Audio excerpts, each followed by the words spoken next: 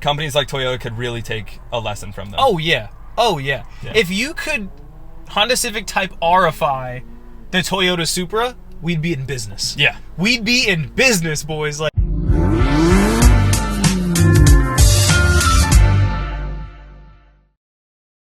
hey, everyone.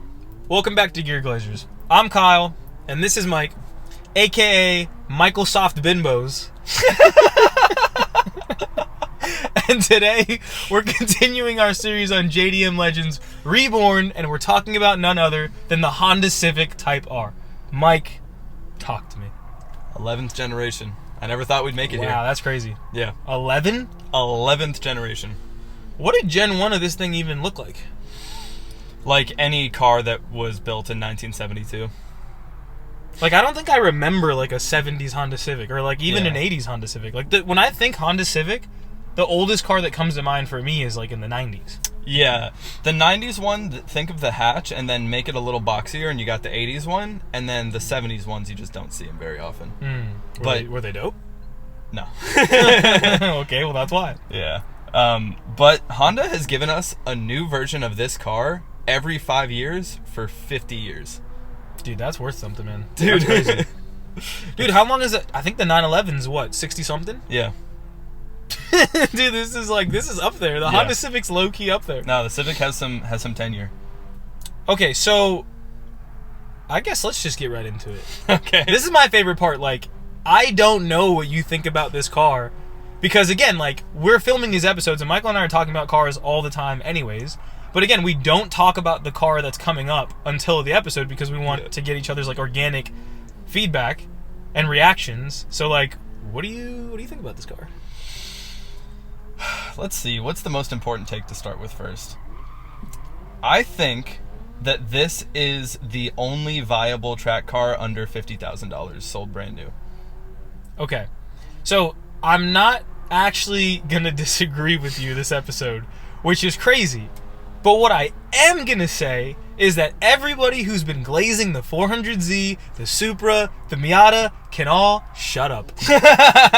Everybody can shut up because they told me it couldn't be done, it was unfeasible. Well, the Honda Civic Type R proves you wrong. This is the only way to do a low horsepower car. Wait, you like this car? I like this car.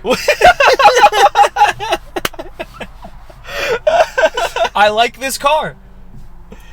And we're about to get into it, but like, I've been hearing, again, in the comments, we get some comments on YouTube, but again, go to our Instagram, hundreds of comments on Instagram, and people have been telling me nonstop, oh, I mean, cars are just too expensive these days. It has to meet safety standards. It has to meet EPA standards. So did this car, and it's good. Yeah. Case in point. Yeah. So I've driven the Civic plenty of times. I've also driven the EcoBoost Mustang plenty of times, but I've never driven the Type R. Yeah. So the Type R and the Hypo, which is the high performance version of the EcoBoost Mustang, are just like essentially their suspension and brake packages. I mean, the Civic Type R has a different engine. But what's it called? Hypo? Yeah, high performance, I guess, but they call it the Hypo package. Okay. You know, Mustang always has to brand every little thing. Yeah. But this Civic Type R actually gets you a bigger turbocharged engine. I believe it's a 2.0 up from the 1.8. So what's the difference between the R and the SI? So the Honda Civic SI is the performance spec of that 1.5 liter that I mentioned earlier. It's a 1.5 in the normal version of this car. Okay. The Type R is a completely different engine. Okay, cool. Yeah. And this is not VTEC? I think it is VTEC. I think Honda just calls all their variable valve timing VTEC. So, I don't want to spend too much time on the history of this car, but like, it's in the Legends Reborn series. Why? I mean, for what we talked about, man, the Honda Civic has been around for 50 years, and not only has it been around, it has been one of the staple enthusiast cars for 30 of those years. Getting a little Swifties over there, bro. Dude. Okay, that's a good point.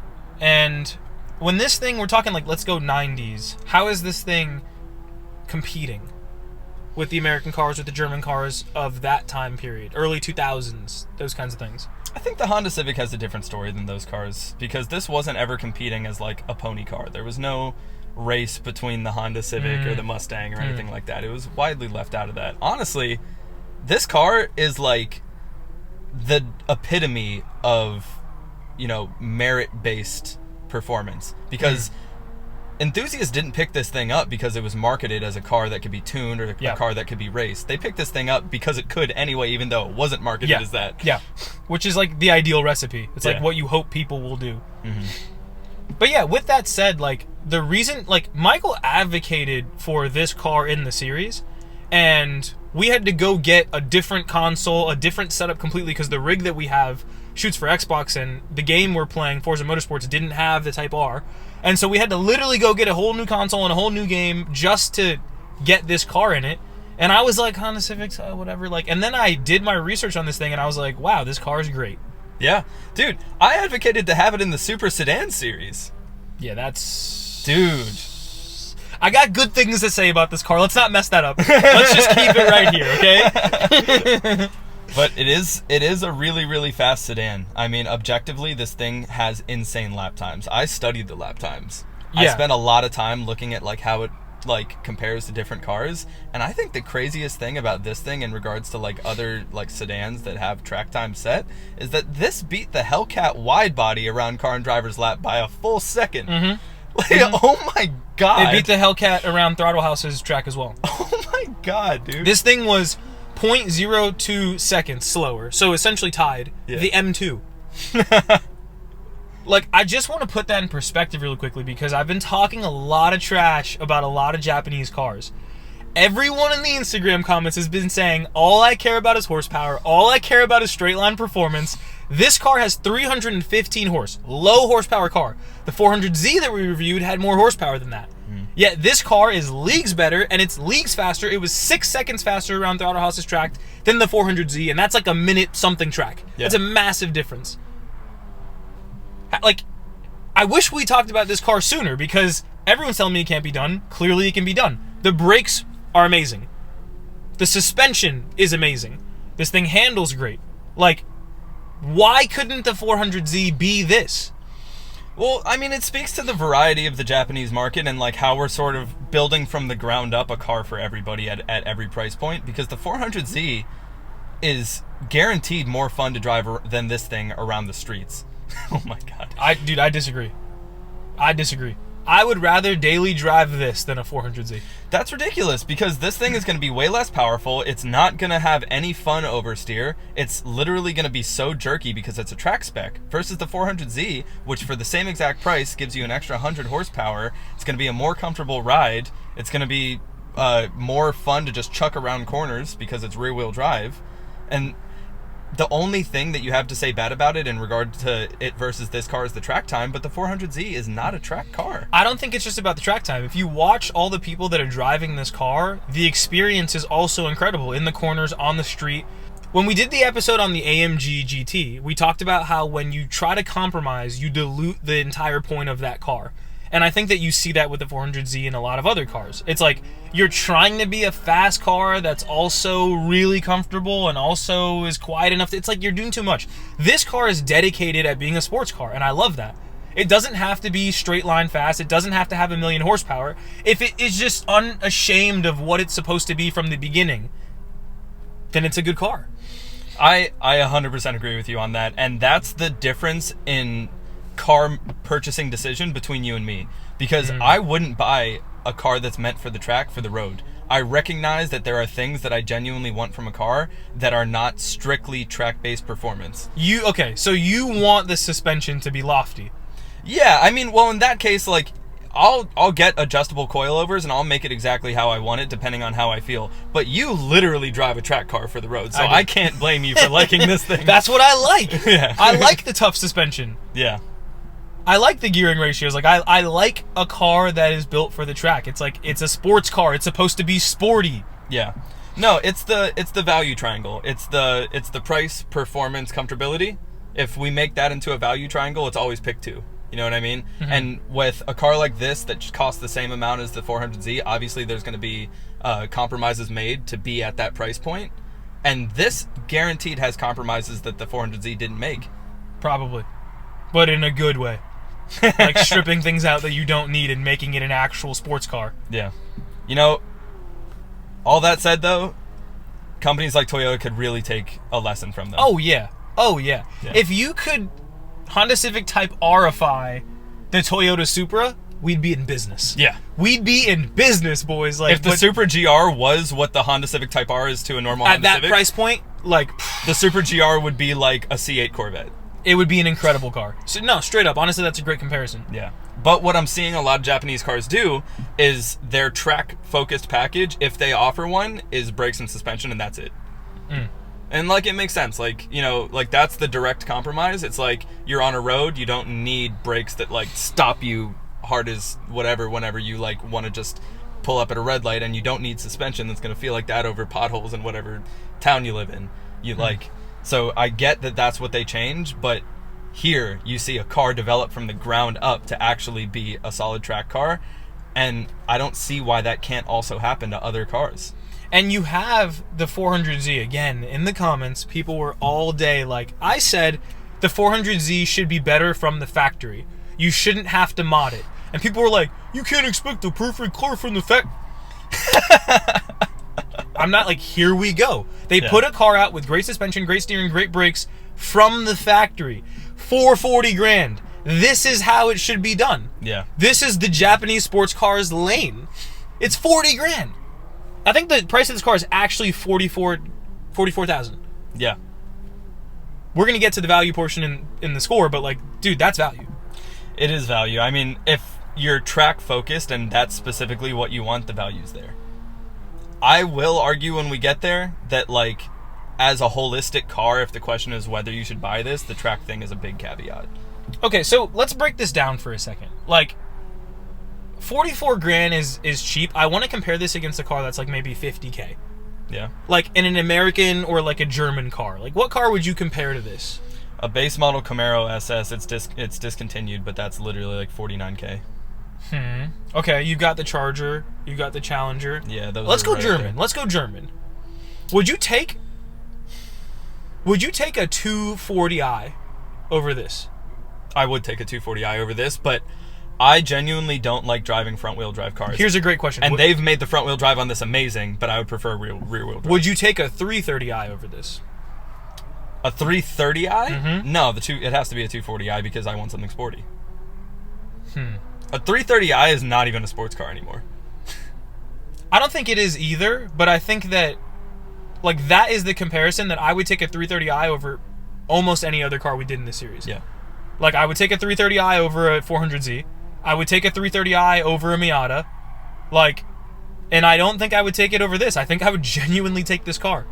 Which is insane for me to say. It's crazy for me to say. Remember when we had that conversation about, in the NSX episode, about spending so much time in the wind tunnel that you are not spending any time thinking about, like, what is this person's friends going to think of them when they drive this? Yeah. I think this is a perfect example. Everyone looks at this and thinks to themselves, like, okay, it's a Honda, but because it's a Type R, like, at least car people recognize, like, this person did something very intentional, they're going for something very specific, and even if it's not my vibe, I can respect it. That's all I've wanted from any of these cars in these series, is that allure. Yeah, and the Type R, I mean, when they brought it back, people had insane expectations for it, and this is one of the few cars that met what the enthusiasts wanted. It came in at a price point, even though car enthusiasts are always going to say it's too expensive. Inflation's the thing now. $40,000 is the minimum price of the No, now that's the base. Yeah. Straight up. It used to be 20. Like, an entry-level sports car was like 20-something grand. Now it's 40. That's just what we have to deal with. I'm not happy about it. It's what it is. Well, literally the floor is 30, I think. Like, actually, Miata's like 30. Miata's 29, a BRZ is 30. Like, that's actually the floor. Yeah. So yeah, you want a car that's better, 40 is right where you're at. Yeah. Set aside, though, that dealerships are literally Satan, and they are marking up this car like nobody's business. They're marking up every like... Well, dude, why is this car, like... They're not making a lot of them. It's kind of actually a rare car, which is kind of weird, because I feel like they would do really well. Yeah, I think the Type R is just something that needs to be special. I think it can't be on the road like You think it's common intentional? traffic. I think it's partially intentional. I think it's also the dealerships. Like how many people are going to buy a Type R from a dealership that's marking it up 15 over? Well, dude, that's the thing. It's like, the reason you have these insane markups, or one of the reasons, is because the cars are... The supply is low. Yeah. If you pump up the supply, like, for example, we were watching the C8 market, you see this. When the C8 came out, prices went absolutely insane, and you had COVID, you had supply shortages, you had factories problems, all kinds of things. And then once they were actually able to up production, you start to see C8 prices come down. and they're making a lot of those cars. So it's like, if they just made more of this car, I think the dealer markups would be less. No, I think it's a chicken and an egg problem with the production and the dealers, and I think that it's in their best interest to have it be a low production car for imagery. So it kind of makes sense that it's in the state that it is. That's interesting. But you can go see Honda putting this thing on the Nürburgring. Like, where's the 400Z video? It's not a track car. Where's the Miata video? It's not a track car. Like, they're not there. They aren't track cars. They're not there. What does that even mean? You should be able to drive a fast sports car on the track. It doesn't have to have carbon ceramic brakes, but you should be able to track that thing. There are so few people that actually track cars. Like, it's really hard to do. There's not a track where most people live, and it's expensive as hell. No, but it's not. I'm not saying that it's not prohibitive for the average person. I'm saying that your car should be capable of it.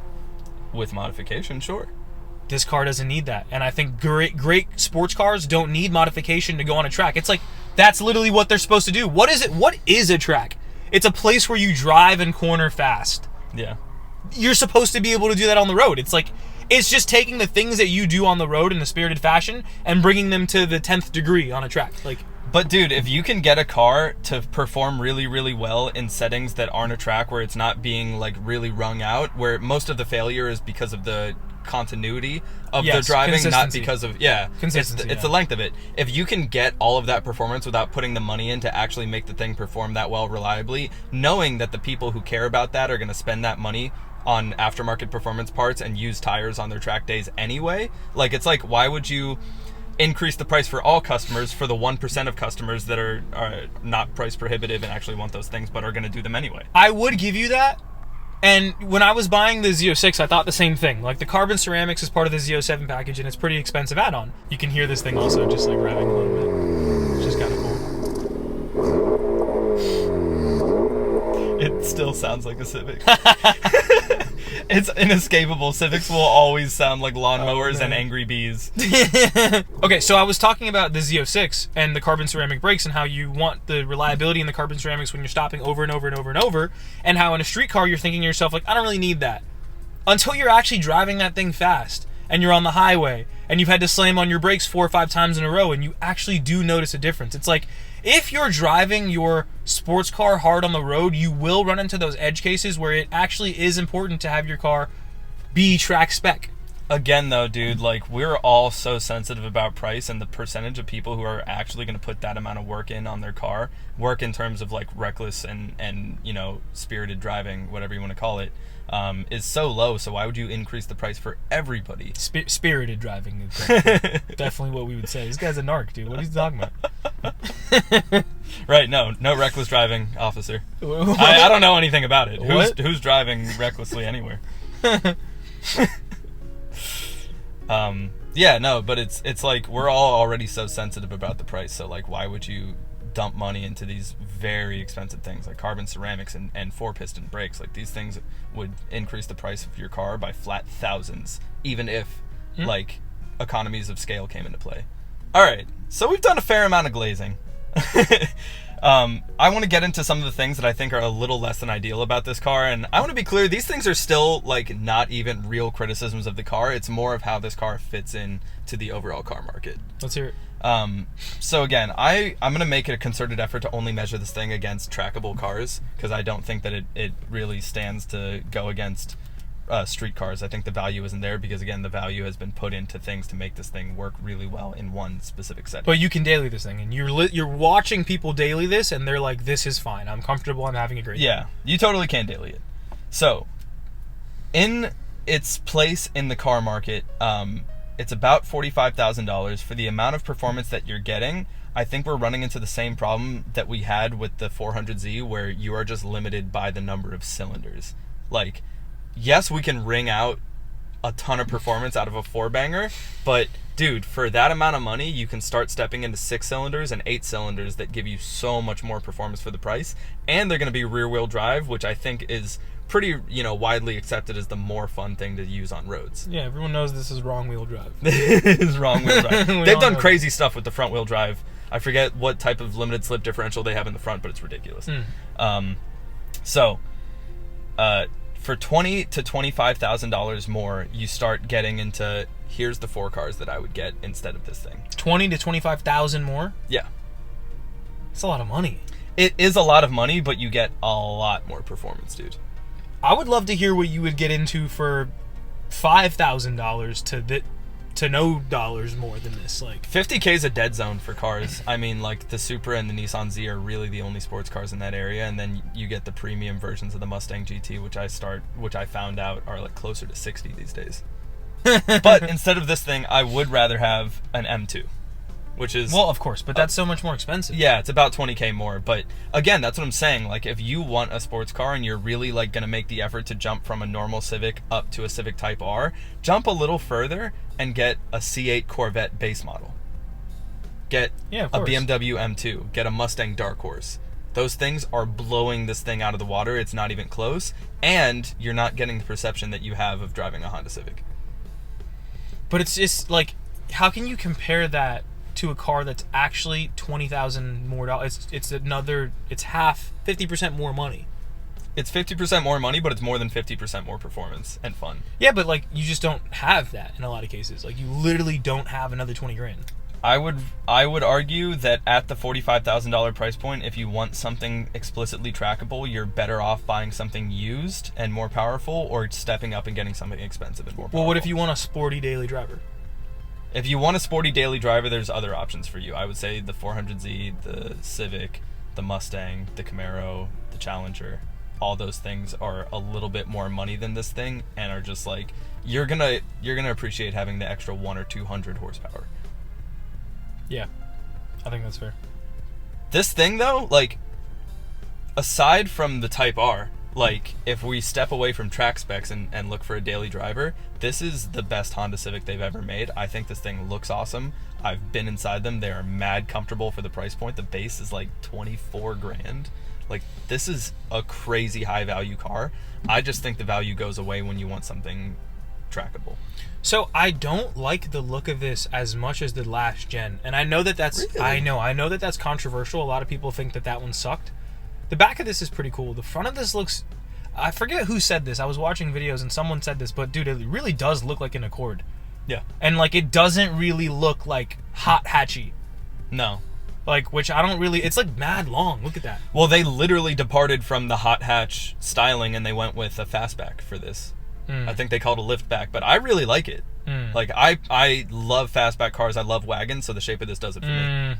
Yeah, that makes sense. It is wagon-like. Yeah. But no, I like the like little hot hatch look. I think it looks a little bit cooler. Yeah. The interior of this thing is insane. Yeah. Like, see, I keep saying this, but like, this is what a car should be from the factory. No, they know what their enthusiasts want, and they gave it to them with no holds barred.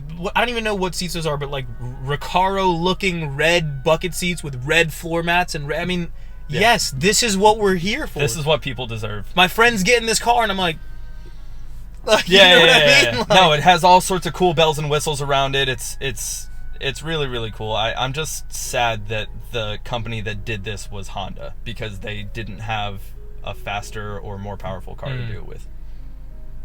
Yeah, we need this. We need Toyota to take notes on this car. Yeah, we need Nissan to take notes on this car. Dude, you know who needs to take notes on this car? I'm glad I remembered to bring this up. The GTI. If we ever do a hot hatch video, maybe I can lean into the GTI a little harder, but here's a preview, dude. A GTI, specifically the Golf R, the track spec, the literal exact match for this car. They're released at the exact same price point. Both of them cost within $300 of each other. This car beats a Golf R around Car and Driver's 3-minute track by 6 seconds. 6 full seconds. That's crazy. The Golf used to be such a cool car. The Golf was the best hot hatch for a long time. It really was. I mean, if you can call this thing a hot hatch, it destroys it. I don't know why you would ever buy a Golf R when this thing exists. And that was an interesting question, like, what is more prestigious, a Volkswagen or a Honda? Because I've always thought you're in a German car. Yeah. Like, you just have better build quality, maybe not reliability, but like the doors are nice and heavy, like, and people just would look at you and be like, oh, this is not a Honda. Yeah. But then I've asked people and they've been like, oh no, I think the Honda has more brand equity. I'm like, wow, that's crazy. It depends who you ask about like brand equity, because it's like what you said. It's like people are still rolling off their dated car opinions where German cars are built better. But the truth of the situation is every car is awesome these days. Like if you took away the badges, like I'd sit in a Kia and be like, man, it's nice in here. You sit in it for like one day until it disappeared out of your driveway. Kia boys up. Okay, so we got here really quickly, but the glaze score. Let's get into it. Let's do it. What are we starting out with? Performance, what do you got? Performance. I got 6. I think with the other cars that I gave a 6, it was always like they're slow, but there's a caveat. This thing is not slow, but the caveat exists in that it's not going to be fun to drive on streets because it's front-wheel drive. I gave it a 5, which is close enough to that. And I was just looking at some of the other cars we rated. M3s, Hellcats, like CTSVs. I mean, I couldn't give this thing like a crazy number. Let's not lose our minds here. Like, I don't want to go crazy like a lot of the Glazers in the comments and say this thing's a 10. There always will be somebody who has this car and taps in the comments and is like, 10. Of course, this is just the greatest car of all time. Which people have just lost their minds completely, but like we won't even. That's a whole nother rant. I can't get into that now at the glaze score portion. Oh my god. But yeah, I think it's a 5. I think it's solid. Solid performing car. Wish it was rear wheel drive, I agree, but it does come in manual. It only comes in manual, which is hilarious. 5. Okay, design, what do you got? Design 5. Best looking Civic ever. But it's still a Civic. I put 4. So it's funny, like I'm actually not too far from you, and I actually thought the same thing. I was like, this car's pretty cool. Again, the interior really bumped it up a point or two for me. This thing is just sick in the inside. Like I love it. But it's still a Civic. Yeah. And I agree with you. Like 4 for that. The seats are dope. That honeycomb thing that goes across the dash, that's super, super cool. It is super cool. Nice spoiler in the back. Honestly, it's tasteful. Yeah. Not too much weird aero stuff, like a tasteful amount of sporty stuff on there. Great design. It's pretty cool. All right, value, what do you got? 6.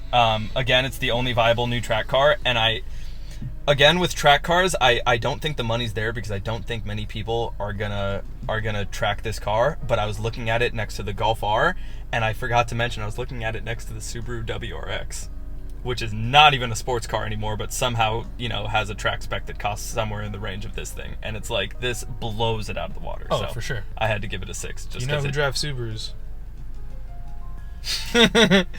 I put an 8. 8 is crazy. It is crazy. Bro, what? It is crazy. I think you're getting a car. If you want to go Japanese, you're getting a car, interior included, that is extremely cool. It's extremely capable on the street and on the track. It's keeping up performance-wise with an M2 for $40,000. That is an insane amount of value. Insane amount of value. And it beats a Hellcat around the track and it won't get stolen. It beats a... Exactly. And for, like, again, value is always about what you're getting for the money. Is this the coolest car of all time? No. But for $40,000, 44 grand, this thing has insane value. You're a big Glazer for giving this an 8 and the Nissan Z a 3, though. Yeah. I would so much rather drive a Nissan Z for the same money. It's crazy. That car is a shell of its former self. Okay. All right, perception, what do you got? Perception, 3. My notes are, no, it just doesn't have perception. Like, it's only going to be, like, young kids and, like, dudes who had Type Rs in the 90s that give you shout-outs for this thing. It looks a little bit more refined than past models, but it's still literally the definition of common traffic. Yeah, I gave it a 3 as well. And I almost gave it a 2. But I was like, again, it's a Type R. Some people will be like, okay, that's kind of cool. We got those 3 exhausts in the back. It looks cool. I love that. Yeah. Like, so I gave it a 3. But it's got the silver H of death on it. Like, that's going to lower the prestige of your car by 1,000,000 points. Like, it can't go past a 3 with that logo on it. The silver H of death. Oh my god, that's hilarious. But yeah, with that said, interesting episode. I can't believe that we kind of agreed on this one. I completely... Dude, that took me for such a loop. I did not think you were going to like this thing. Me neither. And when you said, let's do an episode on this, I was like... Ugh. But then as I started doing the research, as I started looking into this thing, I was like, this car is awesome. Nice. So, with that said, until next time, guys. Thanks for watching.